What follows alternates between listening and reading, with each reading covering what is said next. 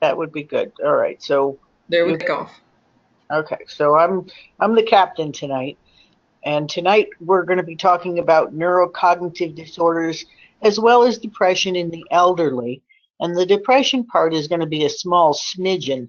Next week we're going to talk about treatment options, mostly focusing on the medications, looking at the acetylcholinesterase inhibitors and how they function. But tonight we're going to kind of explore a little bit about neurocognitive disorders as well as the concept of the elderly. So one of the texts I was reading introduced a joke, which I'm not sure how much of a joke you'd find it, but here we go. So how do you define what an elderly person is? Simone, give it your best guess. How do I define an elder? Wait, this was a joke? Yeah, it's a joke. Oh. Um. Oh boy. Okay, wasn't expecting that. Wasn't expecting that. Someone who. Someone who. Oh shoot. I don't know. It's really quite simple, and it's a stupid joke, but Feels you older know, than me. I don't know. a person who's older than you.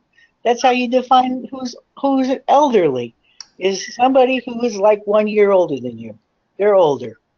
Eh, And because culturally, elderly people are pretty much defined by how the individual sees themselves, how they behave, and how they function, so that there are folks who are chronologically old, um, and old is whatever the culture defines as old. Currently, we have some very active 90-year-olds, and recently I've heard of a 91-year-old lawyer in Birmingham who's still practicing. And on the other hand, there are folks who are 50 who think and behave and act as if they're old, meaning that they restrict their activities, they limit their interactions with other people because they have a great number of fears. So, what the term elderly is really is also defined by age, by behavior, by cognition. But tonight we're going to look at primarily cognition and how it defines function. Because this is a neurocognitive disorder, this falls into the realm of neurology as much as it falls into the realm of psychiatry. So there's quite a lot of information about the brain that's helpful to know, because part of looking at a differential for this diagnosis is to be able to rule out other neurological disorders, and it would be difficult to define and choose that this is dementia, or in this particular case, a neurocognitive disorder, until you've ruled out many of the other medical disorders. So, are you going to advance the slide, Simone, or am I? Yeah, I'll do it. Okay, In theory. There we go. in theory. Okay, so tonight we've got some objectives that I laid out just to kind of give you a map for where we were going. We're going to talk about a couple of treatments for mild cognitive impairment, which is something that many people are concerned about. I think I'm developing Alzheimer's disease. What can I do to treat it? And for those who you actually diagnose with a mild cognitive impairment, what can you recommend for them? To be able to differentiate between delirium, which is actually a medical emergency, and dementia, to identify at least two assessment tools to help you determine what it is you're looking at. Because when you're trying to determine if somebody's got delirium, an MMPI is not going to help at all. It will essentially lead you down the wrong rabbit hole. And to discuss the pathology as well as genetic changes relative to Alzheimer's disease. What I didn't include in here is we're going to talk briefly about geriatric depression and how it's different from regular old adult depression. Next slide, please. Oops. So to begin with, we're going to look at something that's considered reversible. Delirium is, in essence, different from what is normal. So if a person comes in and their family member says, oh, they're not themselves, they're different than they normally are, that should clue you in that there's something not happening. The changes occur quickly. Because they're acute, they may develop within hours to days. And a lot of times the underlying reason is a physiological one. They may have an infection. Quite often in the elderly. You may find somebody develop a delirium, and the first thing's ordered is a UA because they have an underlying urinary tract infection, and because their immune system is not functioning as it was when they were younger, they easily develop delirium with any signs of infection. So illnesses, toxins, post-surgical delirium may occur, as well as medications, which that is kind of one of those areas that when somebody develops delirium, that you're going to look to see what medications they're taking as part of your first investigation. So short-term memory is impaired. They have fluctuating levels of consciousness, may have slurred speech in which you can't understand necessarily what they're saying. The hallucinations may occur. Usually they're visual with unusual colors. They may behave oddly, picking at the air, seeing things that nobody else is, and they generally haven't had a history of a psychotic disorder in the past. So no history of psychosis and unusual changes in behavior, kind of delirium needs to be on your differential list right off the bat. So next slide, please. With delirium being a psychiatric emergency, there's a couple of different ways to look at delirium. It is one in which it may come, bad news. It may come in several different varieties, and sometimes it may occur that the person has hyperactive behavior as well as having hypoactive behavior in the same person. So when you're reviewing the record on a patient who is displaying hyperactive behavior, which is restlessness, agitation, hypervigilant behavior with hallucinations and delusions, and that same patient who may have problems with sleep also exhibits lethargy, sleeping excessively, they're subdued with psychomotor slowing. This particular type, the hypoactive type, are often overlooked as being just old. That's just the way they are, and that so people don't recognize the delirium that's there when it's hypoactive. So it's possible to have a mix of the two, or be hyperactive, which is restless, agitated, and hypervigilant, which generally gets your attention right off the bat. And then the other side of the story would be hypoactive, in which they're lethargic and somnolent. And again, the key behind delirium is that there's an acute change in behavior, acute change in their overall function, and altered levels of consciousness. So that part of the you'll find in the notes is that they're sleeping and up in odd times, and it's not being consistent with the mixed one. So with this particular one, your differentials when you're looking at this person and thinking about what lab you're going to order is dementia, a major depressive disorder in a geriatric person, as well as a primary psychosis, which doesn't occur very often but can occur in the elderly. And what's located in the module, and this is kind of a go back and look, is that this afternoon I loaded the CAM, which is a tool that you can use to help differentiate whether this is delirium or not, as well as the instructions to it. Which can be helpful, and it might be something useful for you to take into practice with you. Next page, please. So continuing with delirium, they may be delusional, that someone's out to get them, that their wife might be trying to poison them, that their husband has been running around on them, and that they're spreading stories about them, or they may have extreme grandiosity. The primary mood for delirium, because these folks generally are frightened, they don't know what's going on, they can't interpret the behavior of those people around them.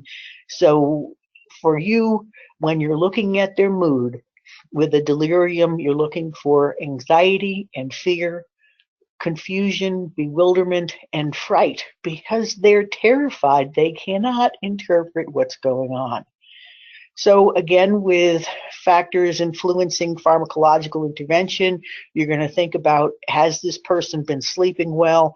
What can you do to help ensure that they get more sleep, particularly if they're in the hospital and frequently being awoken?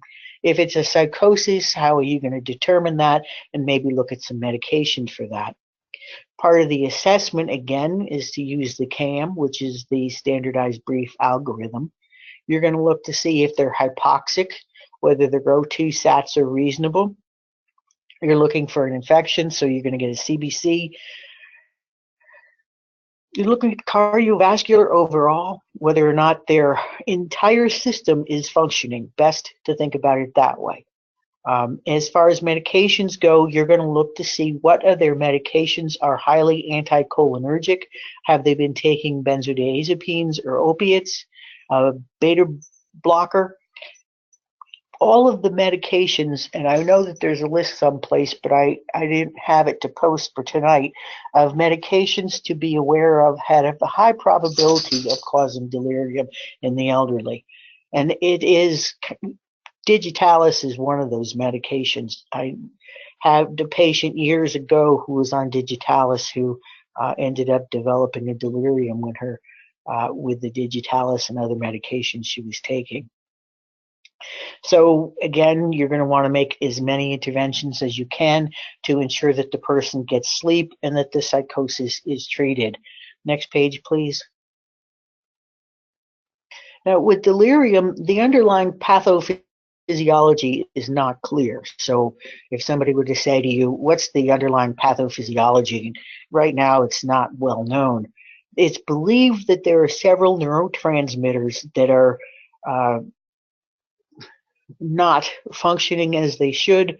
In particular, there seems to be an acetylcholine deficit with a dopamine excess. If they've had trauma or infection, this can also increase the pro-inflammatory cytokinins, which possibly individuals who are susceptible are more likely to develop delirium when these pro-inflammatory cytokinins get elevated. There is also a possibility that high acute stress increases cortisol levels. So if you have an individual who has been under stress lately, that increases the probability that they may develop a delirium secondary to high levels of cortisol. With delirium, for your brain to think, medications cause about 40% of the delirium. So when you're looking, what is the underlying cause of this delirium? Think about medications, think about substances that the individual could be using, and then think about medical. As usual, what we've talked about before, it's always medical first, then substance use, and then think psychiatric.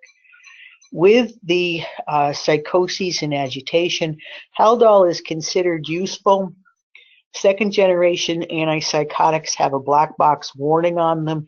They are not FDA approved for use in the elderly. So if you are using second generation antipsychotics in the elderly, they're off label, and that caution is in order secondary to the increased risk of death related to the second generations and the elderly. So next slide, please. So Haldol is your drug of choice with this particular one. So now that we've reviewed delirium, which is an acute medical emergency, let's take a look at mild cognitive impairment. Now, mild cognitive impairment can be considered a warning sign. It may be early dementia. It may never progress from mild cognitive impairment. So beginning to keep an eye on this person and do some initial baseline and follow them over time can be very helpful. This individual may have difficulty with failing to come up with words or naming objects later. Oftentimes, this has been explained that as a person gets older, they have a huge number of files, using your brain as if it was a filing cabinet. And with a huge number of files, it takes longer to find a file. But the individual, when they find it, will eventually remember that they were looking for that thing, and there it is. They may remember the name of somebody that they thought all afternoon about. They may recall a show that they couldn't think of what the name of that was, but they can recall it. But folks with mild cognitive impairment can't recall that. They never are able to come up with that name. They may not realize they have a memory problem. They may be repetitive, telling you over and over again about the same thing that happened to them during the day, but not remembering they've already told you. They may not recall parts or all of events, and this increasingly interferes with daily function. So this is a change from previous behavior, and it interferes with normal daily function. So the treatment for mild cognitive impairment, there is no treatment right now that's FDA approved. The recommendations are focused on increasing social life, getting exercise, and activities to engage with others, because one of the things that seems to be the most cognitive protective is exercise and interaction with others. It's the interpersonal engagement that's important. It is seen that a Mediterranean type diet can be useful for maintaining cognitive function. Good sleep, because you have an opportunity to do neuronal repair while you're sleeping, and having no depression during this period of time, because depression increases your risk of having a mild cognitive impairment. That better control for cardiovascular illness has decreased the number of people who have been developing dementia in the past few years. So that's a positive thing about efforts in the United States to reduce cardiovascular risk. So mild cognitive impairment is signaling perhaps that the individual is beginning to have changes in their ability to remember, but it's different than normal aging. Normal aging, you have trouble finding things. But in particular, with mild cognitive impairment, that's not necessarily so. Yeah, I was gonna piggyback on that, if that's okay. Just with what we're talking about here, that Mediterranean diet is low saturated fat, low processed food, low inflammation, and the more we think about these major cognitive disorders, is that inflammation plays such a significant component. So one thing that we want to help is introduce the concept that reducing inflammation, be it from any source, is going to be important to reducing kind of the chain of events that result in the neurodegeneration. But the other thing too is when you think about how muscles atrophy, that if you don't use a muscle, then it doesn't create any sort of metabolic demand. And when there is no metabolic demand, that reduces the body's need to send blood and nutrients there to clean out the waste and give new nutrients. And it's really no different with our brains, that when people limit the new experiences or the complex experiences, like interacting with people, going a new place, doing new things, doing Sudoku or word finding things, crossword things, that's a real complex, cognitively demanding activity, which maintains the need to keep sending nutrients to those areas and pulling toxins away. So that was all I wanted to say on that. Well, I think it goes along with the role of the psychiatric mental health nurses working in an area of prevention as well as risk reduction. And so as you're teaching people throughout their life about maintaining their health, keeping their blood pressure under control, that you can consider the fact that what you're doing is also helping them avoid both mild cognitive impairment and development of major neurocognitive disorder later on. So it's all good. So major neurocognitive disorders, the Alzheimer's type disease is only one type of a major neurocognitive disorder. So when you're thinking about dementia, dementia is the overall big category. Alzheimer's disease is a specific one in that category. It's one of the most common types of all dementias. 60% of all dementias are listed as Alzheimer's type. The next highest category is a vascular dementia, and vascular dementias usually are a significant result of poorly controlled hypertension and cardiovascular disease over a lifetime. And dementia with Lewy bodies accounts for about 15% of those with with dementia, which the abbreviation for that is DLB, for dementia with Lewy bodies. And there is one type of a dementia that all of the dementias are considered irreversible. However, one type of dementia is reversible, but it can only be picked up when you order an MRI or a CAT scan, and that's a normal pressure hydrocephalus. So that particular type of dementia, when it's discovered, can be reversed. All of the others at this point in time cannot. So I see somebody's making comments in the corner. Can you catch those, Simone?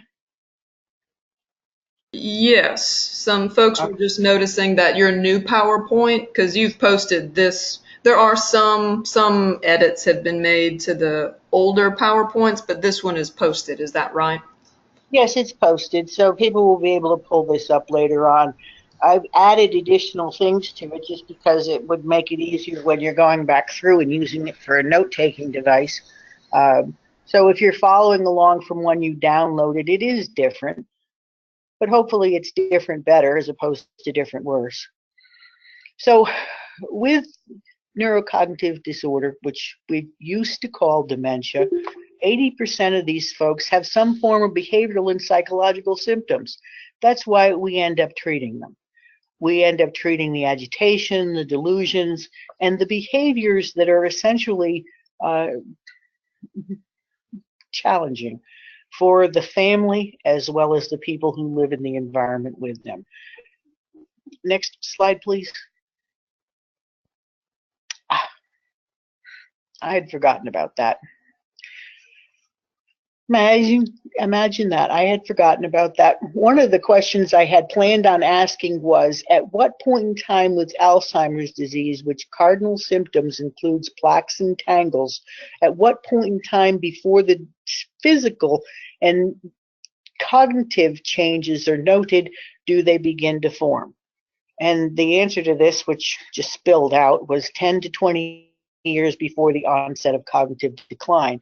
So they're finding by tracking people using genetic markers who are quite familiar and tracking over time that these changes occur 10 to 20 years before cognitive decline is evident.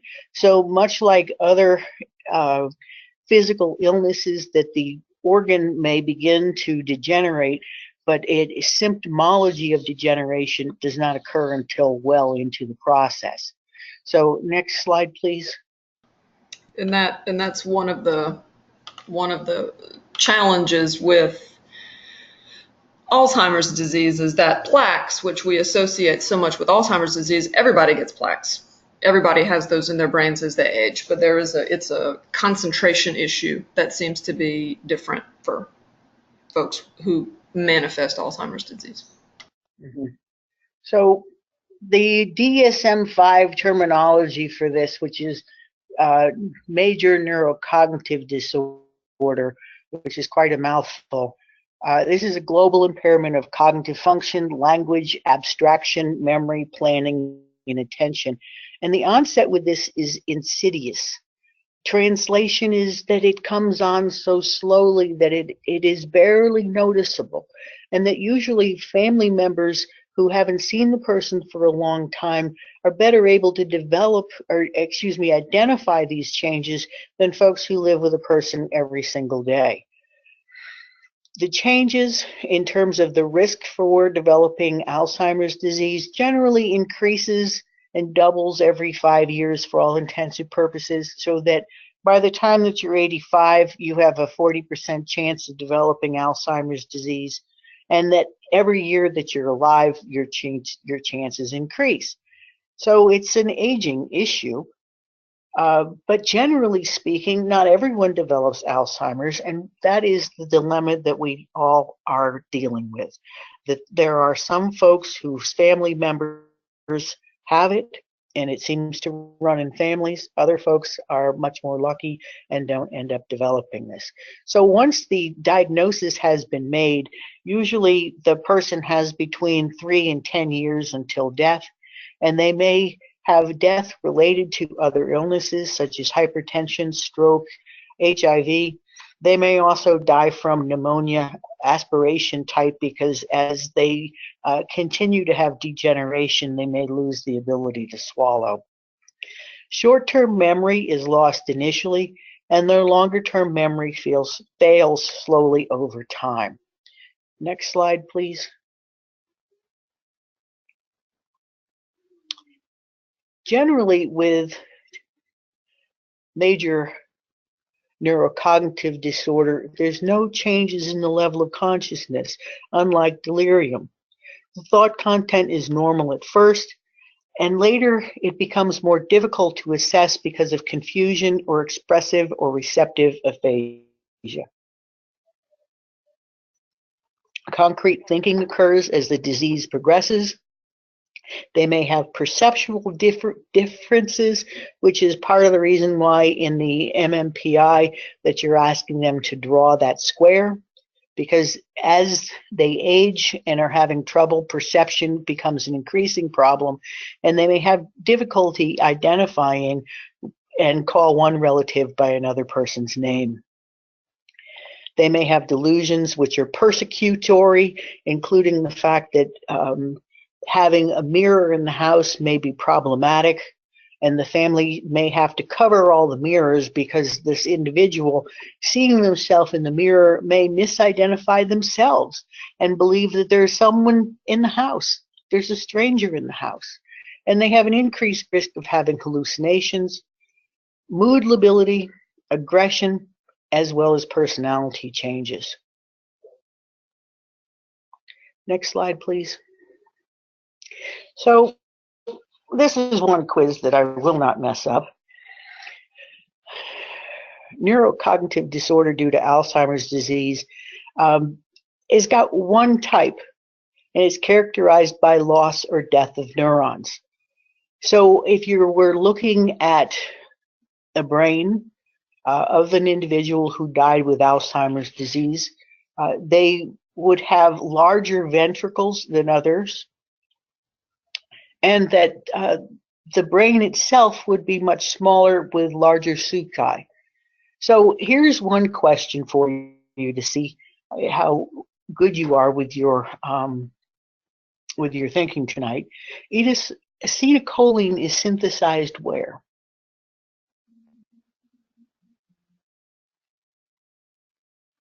We need that tick-tock sound. Tick-tock, tick-tock. Anybody want to take a guess where acetylcholine is synthesized?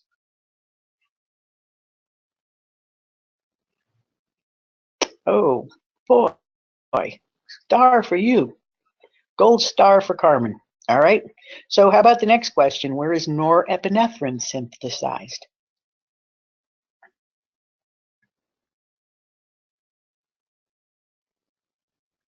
Okay, Kelly. Excellent. With both of these neurotransmitters, one is parasympathetic and the other is sympathetic. Which is which?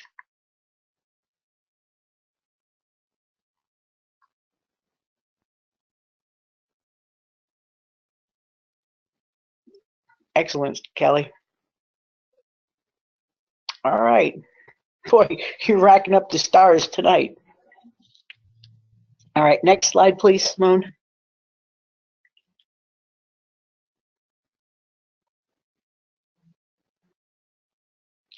So with neurocognitive disorder due to Alzheimer's, there are multiple cognitive deficits. With memory impairment, which is amnesia plus aphasia or apraxia or agnosia, they may have impaired executive function, and for some types of dementia, the executive function is the first to go. How can you tell whether someone is having problems with their executive function? They may lose the ability to abstract. They have difficulty with organization.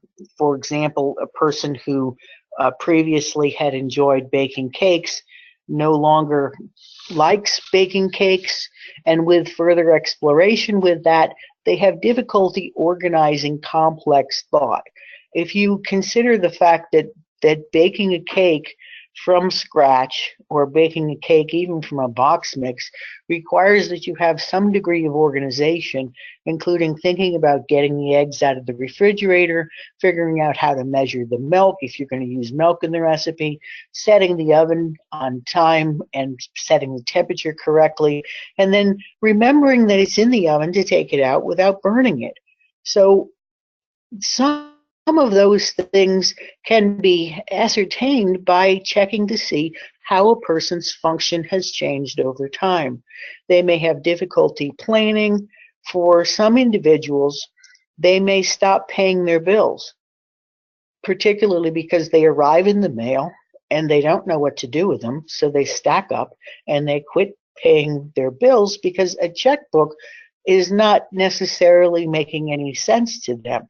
So assessing a person's cognitive function may also involve talking with immediate family members who hopefully are available to talk to you about how they're doing. So sometimes the sequencing, organizing, planning, and abstraction is how you're going to determine how good their executive function is. If you think about the mini mental status exam, which sections of that assess these particular pieces of thinking, it kind of helps give you a better idea of what it is that you're looking for when you're talking with people, because that's just a form to help organize your assessment of the individual in one place. So this impairment that occurs is gradual. It's not secondary to any other disease process, but it's a slow deterioration of their neurocognition. Next page, please. So this is a pretty good picture of the 4A's of Alzheimer's disease, because an individual is going to have amnesia with short-term memory loss generally first. Long-term memory lasts the longest. Usually an individual can recall events that occurred in their childhood and adolescence better than they can recall something that occurred yesterday or this morning. They may have aphasia, in which they have difficulty with word finding or with forming words. They may have apraxia, which is figuring out how to do things that they used to know how to do. And that may include tying one's shoes, which is what this woman here is demonstrating. If you consider that generally it's a child learns how to tie their shoes when they reach about the 5th grade, but as a person develops Alzheimer's, they may lose the ability to tie their shoes because this is lost through the process. And agnosia is an inability to recognize an object or another person as what they are and who they are. Family members may become offended because their loved one no longer recognizes them. Right. And another example I see a lot in practice is kind of the tipping point is when patients will say they were driving somewhere and they couldn't recognize where they were. If people will talk about they'll get lost. They end up in unfamiliar places that are actually very familiar to them. So that can be a kind of a line of questioning for people. Mhm. Part of the process, and I'm just going to take a break here and tread water for a second, that as the psychiatric nurse practitioner is working to determine what the diagnosis is, it's generally best not to say that you think that they've got Alzheimer's until you've got a real clear picture of it, because this can be frightening for the family because they have preconceived ideas about what it means. So as you're working with a person and ascertaining what the issue is, uh, to just say until you've got conclusion that you're going to continue your assessment, that you aren't quite sure, but if they're getting lost driving for safety's purposes, they need to stop driving, and other family members may need to step in and help with care. Safety is paramount with individuals as they are developing Alzheimer's, because certain stages of Alzheimer's wandering is fairly frequent. And so families just have to have a plan, both financial, about who's going to handle the business end of things and pay the bills, uh, oversee the care of the individual as their functionality declines, as well as to pay attention to safety when this individual mom or dad is no longer capable of handling the tools that they had all their life, which for many people is heartbreaking, to take the keys from their parents, to set limits on their cooking because they've almost burnt the house down. So those are examples of some of the things that have to happen. But as you're a nurse practitioner and moving into the care of these folks, having heart-to-hearts with family is a major part of working with an individual with Alzheimer's disease. So next slide, please. So underlying theories, what causes Alzheimer's disease? No one is exactly sure at this point in time, but there are some thoughts on where the neuronal loss is, that it occurs quite frequently in the hippocampus, the cortex, with acetylcholine, and the amygdala, all of which are involved with memory and recall. The beta amyloid plaques and APOE4 allele, which is, as they're finding, genetically is better able to define who has the high probability of developing Alzheimer's. And Simone, were you going to say something here about this point?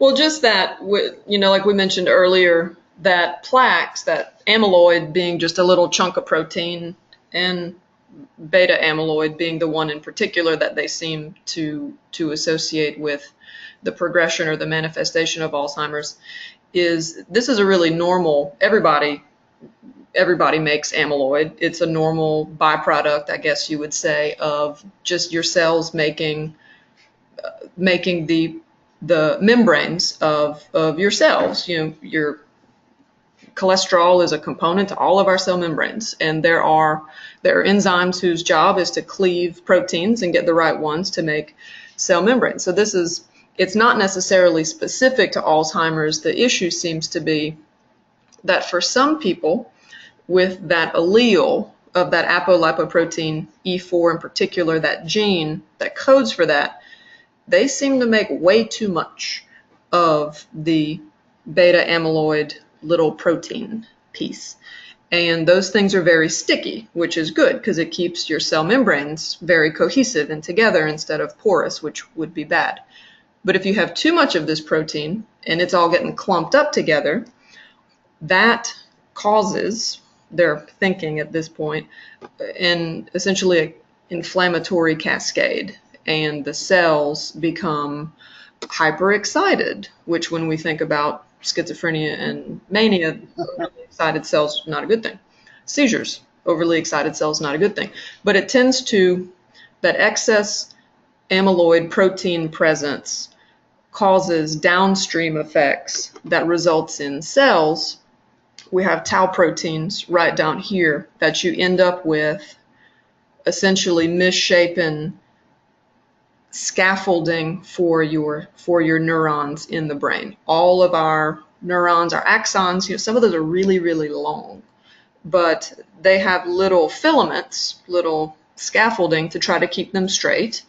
And it allows that scaffolding allows the mechanisms inside the cell to move nutrients and proteins and ingredients for other intracellular processes go up and down those tubules.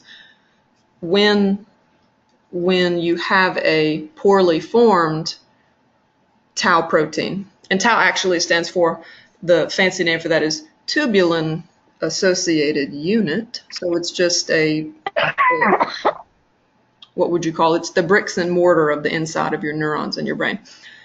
When those are processed incorrectly, they don't stick together as well. They're not as firm. So your axons aren't straight, and they don't have the highways to move appropriate nutrients and cellular components around. So you can imagine, so the inner workings of the cell are not right. The cell is sick. It doesn't get nutrients in. It doesn't get toxins out. Those little inappropriate little tau proteins float around inside the cell and actually end up in the dendrites where they're not supposed to be. The dendrites, that's where your cells are trying to communicate. Neurons are trying to communicate with its neighbors.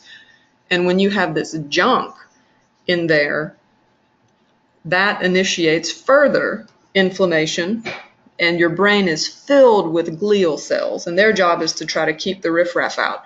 And that triggers the glial cells to just, well, we got to kill those neurons. They're not shaped right. They're not functioning right. So you can see how, and with the genetic variant, with the APOE, if someone kind of starts forming these plaques younger, and that just initiates this domino effect where there's just greater and greater and greater inflammation, more tau proteins. Or you just get to it's sooner that you'll arrive at the point where the tau proteins are misshapen, and then the cells really start to die. Because folks can have amyloid proteins and plaques for a long, long time. It's when it reaches a certain point that this tau cascade begins, that's when you see the significant decline in Alzheimer's disease. And that's why it can be insidious for 20 years, and then suddenly within 5 years the person is completely dependent on, why it's an exponential increase in that. So people who maintain really pro-inflammatory lifestyles, those cytokines that Dr. Fogger was talking about, those are just chemicals floating around your body waiting to tell a microglial cell, hey, we have a problem, go destroy things. So for someone who's kind of primed with these plaques and these tau proteins, if they're also maintaining a really inflamed environment with the gut-brain barrier and vagal input can calm those things down, and we have so many things that inhibit vagal output, then it's like, oh, there's all kinds of messages telling those macrophages destroy, destroy, destroy. So while we can't prevent that progression, these are all the little steps. Reduce inflammation, maintain cognitive demand, those kinds of things. So that's sleep. Yeah. Oh, exactly. Use your BiPAP. Use your CPAP machine. Oh my gosh, so many times people will come in and say, I can't remember anything. I can't remember a darn thing. And I say, well, are you using your CPAP? And they say, no. And I say, use it for a month and come back. And oh, the sun shines again. So anyway, we just wanted to communicate that this is not really well understood by the people who are trying to understand it. We do see that the cells tend to die first in the hippocampus. Okay, and that's the structure by which you compare all incoming experience. Is this familiar or not? Have I done this before? Is this new? And so you have short-term memory goes down first. And people also lack the ability to say, ooh, was my memory better than this a year ago or not? No, they lack the ability to compare current to previous functioning with Alzheimer's disease. And the cell loss from these proteins and the inflammation seems to go from the hippocampus to the frontal cortex. So the more advanced dementia, more advanced neurocognitive disorder due to Alzheimer's, the next step will be more. It's so long. It's such a long name.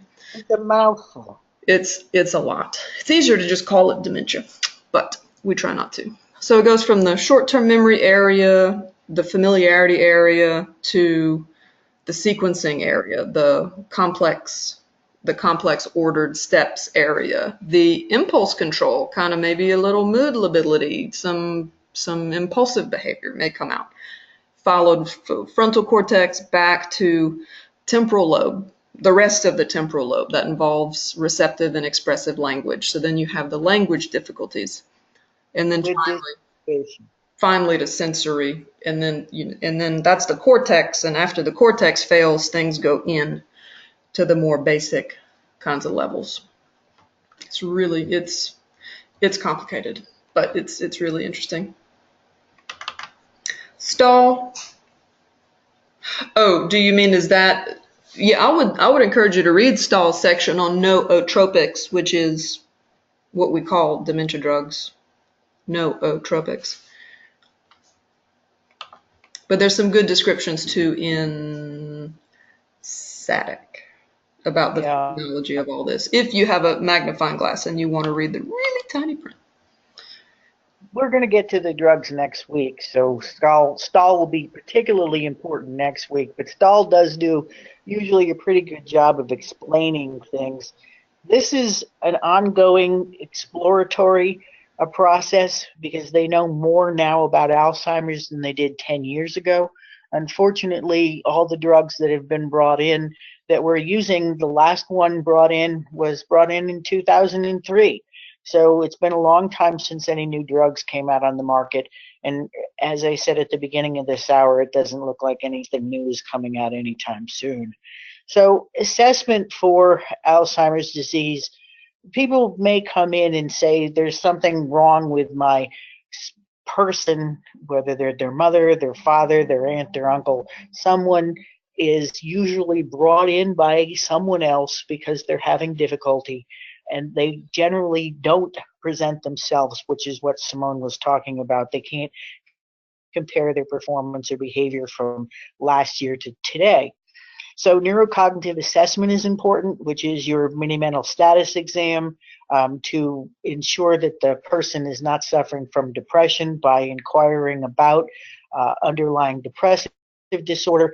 And unfortunately, with Alzheimer's disease and the changes in the neurotransmitters, sometimes this may present with a depression late in life that continues to degenerate into the Alzheimer's disease. An MRI or CAT scan to assess for cortical atrophy, to rule out any underlying lesions or hydrocephalus. It also can determine the type of cognitive impairment that the person is suffering from. And if it's early in the process, it may give you a baseline to work from. APOE testing, because the APOE4, which Simone just spoke about, is the most inheritable, and it's apparently the one that responds best to the acetylcholinesterase inhibitors. This is not standard of care yet, so ordering it may raise the eyebrows of your insurance company for your patient, and sometimes people don't want to know if they particularly happen to be carriers of APOE4, but some people want to know. And what I've heard also is in that 23andMe, that particular testing may also show that that person's a carrier for this particular one, so you may not order it. They may get it from a commercial testing. Also, you want to rule out the fact that there are other underlying metabolic issues, including ordering a B12 and a TSH, because sometimes with hypothyroid disease, the individual can demonstrate a great deal of cognitive slowing, of mental slowing with hypothyroid that's not treated.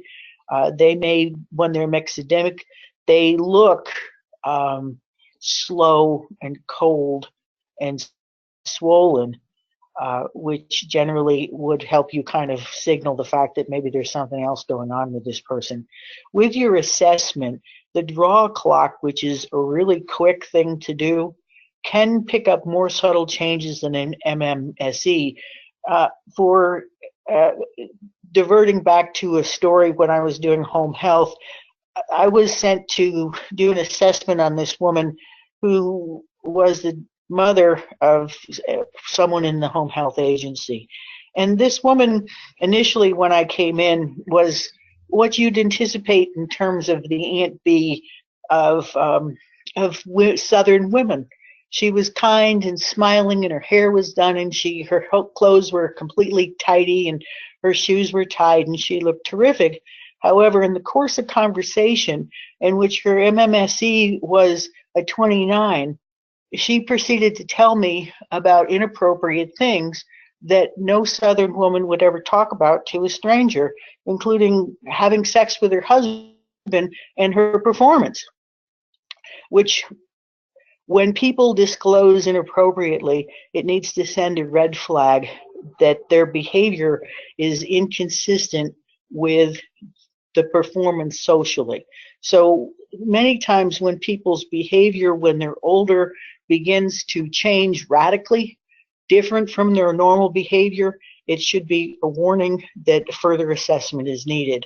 So slowly over time, this poor woman did degenerate, but her MMSE was a 29. However, she failed to draw a clock, and her ability to differentiate appropriate conversation had degenerated, so her executive function essentially was the first to go offline. So in the course of Alzheimer's disease, typical onset is in the 60s. Deterioration takes place over 5 to 10 years, with life expectancy varying because it depends on which reference that you get, but generally 20 years is about the max on that. It's staged from mild to severe. Now with the mild, there is going to be word finding problems, getting lost with denial of the issue. This early stage, which may be 15 to 20 years after the plaques and tangles begin to form, that the MMSE is going to slowly decrease 1 to 2 points per year. So this requires tracking over time. Generally, your MMSE is going to be over 20. So they're going to score pretty well when they've got mild levels. However, when they get to the moderate range, they're going to have trouble with aphasia, agnosia, disorientation. Their activities of daily living will start falling off. They'll be wandering. And the MMSE decline rate at this time is 3 to 4 points per year. So you'll see a much more rapid decline to that scoring. And once they reach into the severe level, an MMSE of less than 10, they're going to have apraxia. They're going to be bed-bound, incontinent, and require feeding and supervision because they've lost the ability to swallow and have forgotten how to eat and essentially have degenerated completely. So in the last year of their life, they're highly dependent on other people for all activities of life. Next slide, please. So identifying cognitive decline, sometimes it can be as simple as naming objects. In the next 60 seconds, I want you to name all objects that you can think of that start with the letter G, and time that person. And if they are unable to name more than 10 objects in that period of time, that it is important to think about what else is going on with this person, to assess for their language skills, their ability to abstract, plan, and sequence. And with the formal MMSE, generally speaking, if a person has got a 25 or higher, there's no impairment, but that's with a caution that sometimes this isn't picking up all that is there because an executive function disorder won't be shown in the MMSE. A Montreal test of cognitive ability, which is called a MoCA, in which the score is a 27 or more, is equal to no impairment. And then there's the mini-cog. It really doesn't matter which one you use. The mini-cog is perhaps the simplest and the fastest one and the most handy and portable for those in practice. 3-word recall. Name these 3 words and then draw a test of the clock, then ask the person for the 3-word recall. And generally speaking, the person should be able to recall and be able to draw the clock. If they can't, then continue to follow and do further assessment. So next slide, please. Current treatment focus. Treatment is not going to reverse the decline. Generally speaking, with the medications, it slows the decline in terms of the acetylcholine, and the destruction of nerve cells doesn't stop, but it essentially puts a plug in the bathtub and keeps the acetylcholine from disappearing. But it doesn't stop or reverse the decline. So the goal is to just slow the deterioration, but it will happen. The NMDA receptor agonist, Nimandia, came out last on the market, and that is for moderate to severe Alzheimer's disease, usually used in conjunction with acetylcholinesterase inhibitor. It is not used for mild cognitive impairment or early Alzheimer's, just because the evidence doesn't suggest that it's helpful, even though the way it works logically it would be helpful, but it's not indicated for that. Looking at anti-inflammatories to be helpful in terms of cutting down on this inflammatory process, medical foods, and caregiver support, which caregivers and the Alzheimer's Association, really part of your job as a nurse practitioner is to hook family members up with support, as well as ways that they can get respite from their ongoing care with this person. Next slide, please.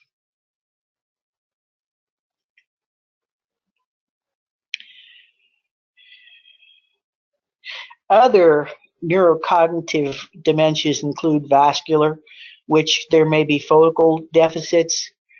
Being male increases your risk for this with cerebral vascular risk factors, with a history of hypertension. So if you've got somebody who may not present with Alzheimer's disease, who has a strong history of hypertension, it may be related to vascular dementia.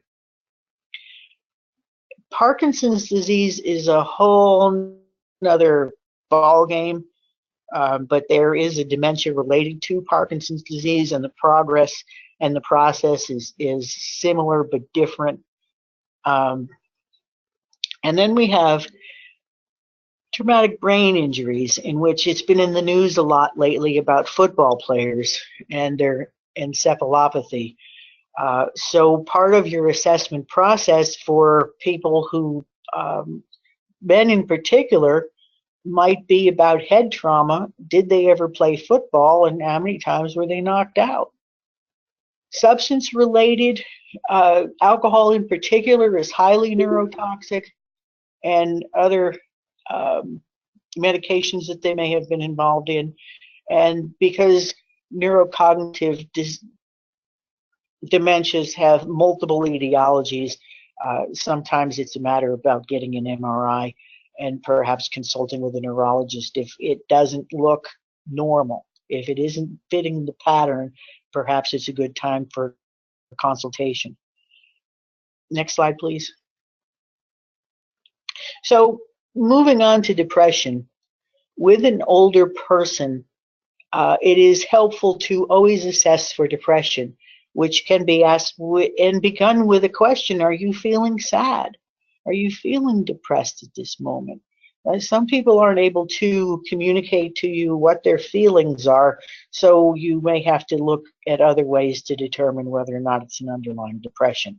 Not everyone has the ability to determine how they're feeling, which some people can tell you, and some people don't have the words for how they feel.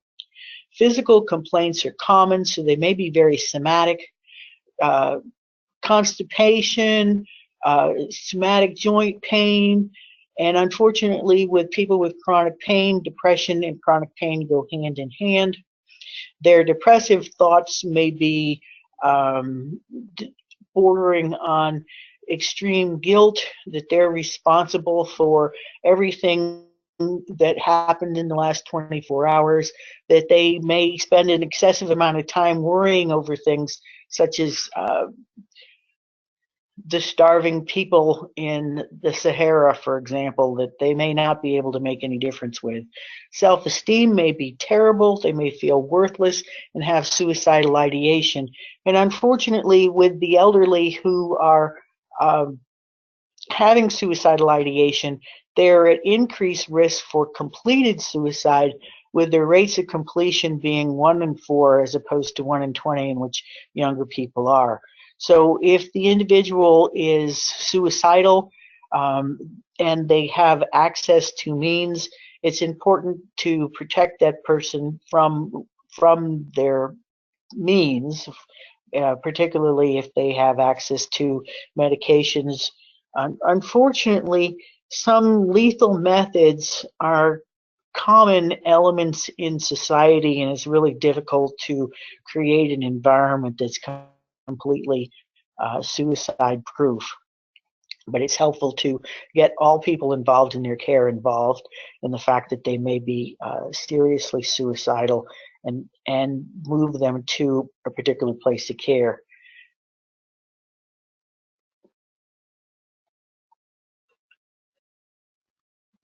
Were you moving that forward for a particular reason, or did it just slip where time is almost up, huh? Not on it. It went backwards, not on purpose. So sorry. Okay, but it's a good warning. We're at 8 o'clock, so it's time to wrap up. We've got 1 or 2 slides left. With depression with the elderly, generally it is a good idea for a screening tool to use a geriatric depression assessment. I would encourage people to look at practicing with this tool before using it, that it is important not to lead the witness, for lack of a better term, that when you're asking people about questions here, that either they can respond to you, and it's important that you allow plenty of time when interviewing an elderly person who has some retardation to their speech, because you're not going to get much in an interview if you hurry them. So time and allowing the individual to come up with what their thoughts are, because mental and cognitive slowing may be part of this, so much so that the individual may appear that they spend a lot of time just sitting and staring off into space because they just don't have the energy or the ability to even speak. And I've seen people depressed enough for that. One of the treatments that we'll talk about next week is ECT, which for the elderly people can be beneficial, although it has some severe cognitive side effects to it. So next slide, please, Simone. So treatment considerations, looking at developmental changes, the meaning of redefining roles in family, friends, and work, because elderly individuals have so many changes in their life, and it's usually a time of reflection and looking back, making adjustments in terms of their functionality, and changing daily activities to support mood and independence, bearing in mind that chronic health conditions may add to their particular burden. One element of thought is to watch for countertransference issues with the elderly, because if you think about what countertransference is that's usually issues that the provider has with the client that has nothing to do with the patient, but rather what their own issues are. Perhaps it's about how you as a clinician feel about the elderly, what you think about your grandparents, what your relationship with them was, and it may include infantilization of the individual, which is talking to them like they're stupid or slow or a child, or perhaps when you're talking with this particular person that you choose not to talk to the patient, but rather to talk to the family member who's present there. So sometimes paying attention to how you feel when you're working with this older person is important to look at countertransference issues as well. And generally speaking, when working with the elderly, it's important to pay attention to that as much as it is with any other clientele. Next slide, please. So, life review and reminiscence is one form of therapy that can be helpful for the elderly. This can be done in group or individually, and it can improve self-esteem and socialization and depression. The research on this particular avenue is ongoing, and it can be useful for patients with no to mild cognitive impairment. And the reminiscence is going back a particular memorable event or a significant event into their life, which may be not unlike talking to people about where were you when 9/11 happened. It's a significant event in people's lives. And so what the events are and how the group is done generally is spontaneous and talks about bringing up old fond memories with a positive reminiscence usually is the focus. Positive reminiscence can increase neurotransmitters, which is the point of this, that by reminiscing and having positive thought, that you help an individual release neurotransmitters to help them feel better after the group. Looking back on the life and organizing a narrative can be helpful. And the purpose of both is to essentially recognize and create a whole self. Next slide, please. So, in conclusion for tonight, it is important to look back over Erickson and consider the important episode that the end of life is for human beings within the United States.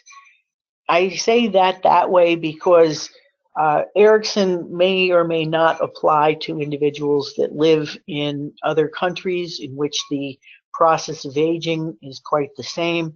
So it may be culturally different depending on who the people are. And integrity versus despair is the last stage of an individual's life, which looks back at a life as meaningful, inevitable, and sequentially whole. And essentially the process is to look at that as opposed to guilt, resentment, and regret. So look back at your Erickson and see how they fit with the people that you're working with.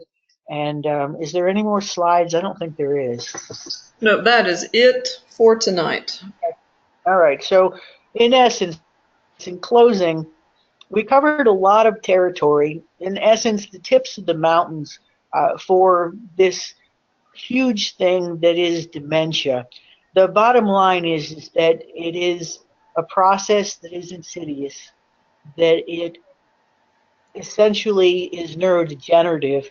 There is nothing that stops the process at this point, but it seems that there are a number of things that can be protective, including choosing diet that is low in an anti-inflammatory process, so getting enough sleep and exercise to keep one's brain and body as healthy as possible. So I think that kind of summarizes the whole thing. Delirium is a psychiatric emergency and needs to be assessed as soon as possible and identified. And whatever changes need to be made as soon as possible. And pain needs to be considered with that as well. I didn't mention it earlier, but with delirium, pain is always a portion of that needs to be assessed. So Simone, did you want to add anything to this? Nope, not for this. I was going to say that we've mentioned a few times tonight the additional material that we'll present on the pharmacotherapy for this. We'll have to do that in the form of just a narrated PowerPoint that we'll post to the files, because I think next week we start into the pediatric content. But please do be on the lookout in the file section for that. Okay, so I guess I was thinking that we'd have 2 weeks for this, but not necessarily so, huh? Yeah, we had 2 weeks for this unit, but with last week being the start of the term, we went ahead and held off, and we'll do it as a recording. Okay, in that particular case, then it can be pretty succinct, and Stahl's reading is always really helpful. But realistically speaking, they all do the same thing, and they all have equal function. It slows the decline, and that's really the bottom line. Mm-hmm. So And yeah, Deborah, there is a virtual classroom next week. It's all going to be according to the outline. There will be a classroom next week on material that is listed in the outline in the course information module. So yes, we will keep on next week. okay, well, that makes reasonable sense. So if that be the case, then next week starts the next unit, which will be the child and adolescent unit, if I remember correctly. Yes, and it's a pretty long unit with a good bit of material. So All right. Well, what I can say to folks about this particular one is that we generally don't spend a whole lot of time in it, but as the baby boomers age, that if you wanted to create a niche for yourself, becoming a psychiatric nurse practitioner specializing in a geriatric population is going to be one in which there will not be enough nurse practitioners who are very capable in this area to be able to make these assessments of geriatric depression as well as early cognitive decline. So just something to say, to look for relationships with neurologists who probably would relish having someone come in who could help look at these folks coming into their practice. Dementia is essentially a neurological issue, but is left to psychiatry to manage because of the behavioral issues and cognitive issues that include psychosis and delirium, that it ends up in our ballpark. So, any last words, Simone? just hope everybody has a good evening, and we'll see you next week. Yeah, stay safe and stay warm. Definitely. All right, y'all. As usual, any questions, please don't hesitate to email us, and we'll get to it.